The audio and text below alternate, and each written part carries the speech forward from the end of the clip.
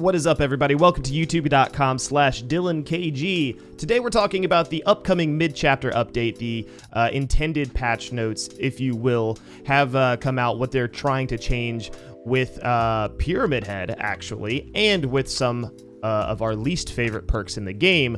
We're going to be taking a look at those and what they plan to do. But before we dive into that, don't forget to hit that sub notification button.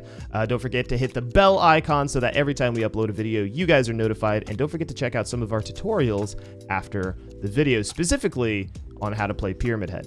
Now, today we're looking at the rebalance of Pyramid Head. Right now, the team has noticed that basically with Pyramid Head, the play style is this. You put your blade in the ground, and a survivor jumps a window, and if they don't jump the window, you pull your blade out of the ground and you hit them.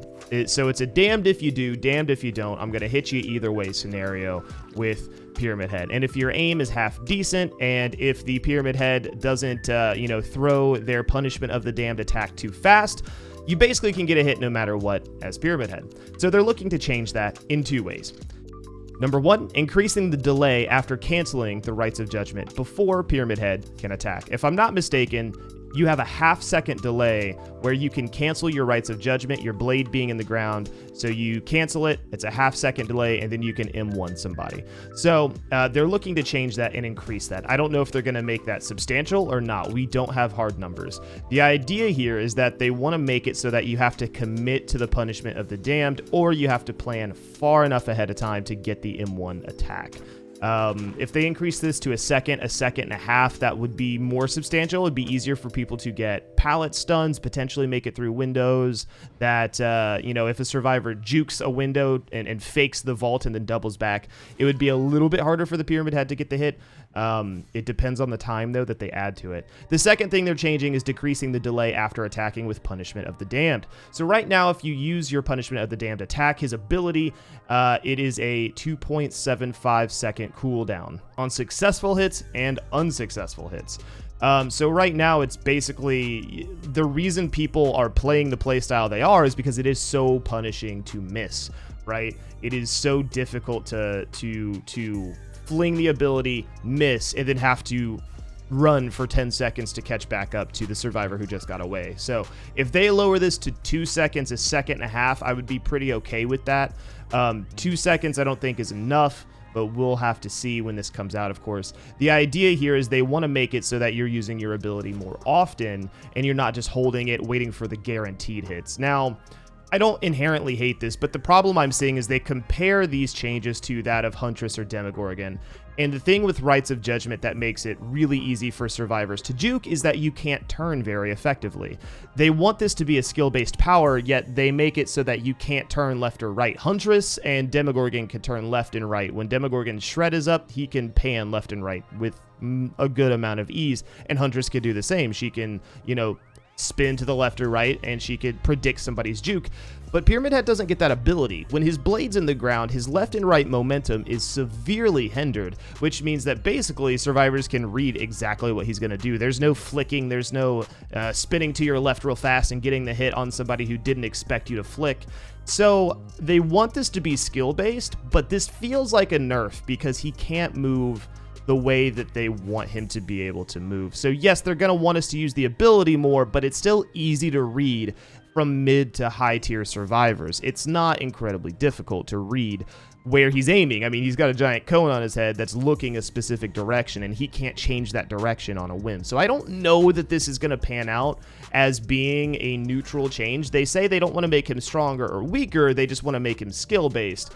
But without the minute changes and being able to aim, it doesn't seem to make any sense for me. And I don't think it's going to pan out. I think this will be an overall weaker change. Let me know in the comments below what you guys think. Now, they are changing some of his perks. Now, the Trail of Torment, they admitted that they were really cautious with Trail of Torment. If you didn't know, Trail of Torment is you being able to kick a gen. The gen turns yellow for the survivors, and then you become undetectable for a set period of time. Now, they've changed that to make it a little bit different. The undetectable status effect in the new Trail of Torment will remain active until the marked generator stops regressing or until a survivor is put into the dying state by any means. So this is an interesting, they say, a dynamic where the survivors need to stop the generator from regressing to remove the undetectable status effect. The killer can then use this to ambush survivors or use it to sneak up on a survivor from an unexpected angle. So this is going to be particularly interesting if you couple it with Pop or something of that nature, especially with Spirit or any of those really high mobility killers. It's going to be really interesting to see what happens. If you couple this with something like the Dragon's Grip, where if they do get back on the gen, they are exposed, this Trail of Torment could actually be a perk people use, but we'll have to see, of course. Now, they're changing Forced Penance. Forced Penance, they said, has interesting applications, but the duration seems too low to get much use out of the broken status effect, and I agree. Forced Penance, of course, being that if somebody takes a protection hit, they take the broken status effect for a duration of time, but they are increasing the duration of the broken effect by 20 seconds across all tiers, so it's going to give you a substantially longer period of time.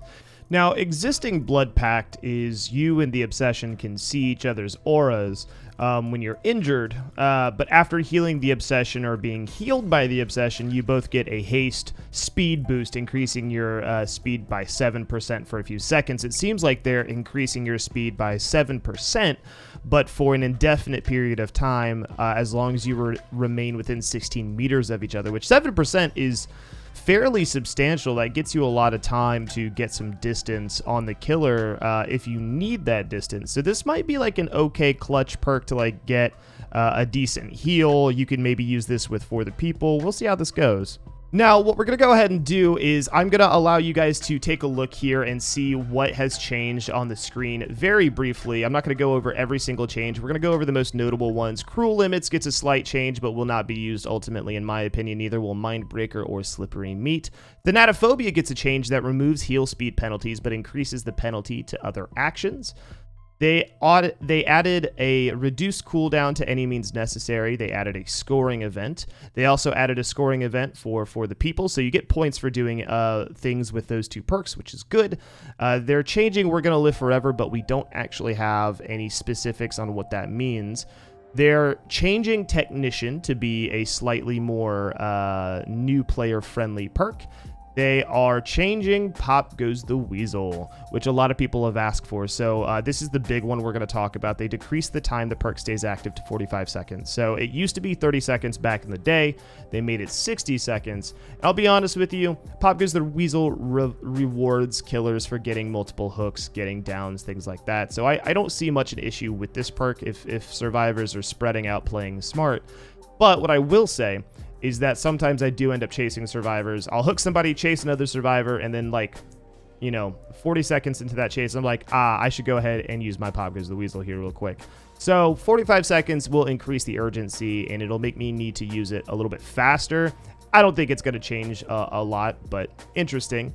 And then, of course, we have the graphics updates for the McMillan Estate. I want you guys to take a look at those here. And that is basically it. What do you guys think, though, about the Pyramid Head changes? Do you think it's a buff? Do you think it's a nerf? Do you play Pyramid Head often? Are you a dirty survivor who absolutely hates Pyramid Head and wants to see him fall? Let me know in the comments below, and I'll pray to the entity. See you guys in the next video.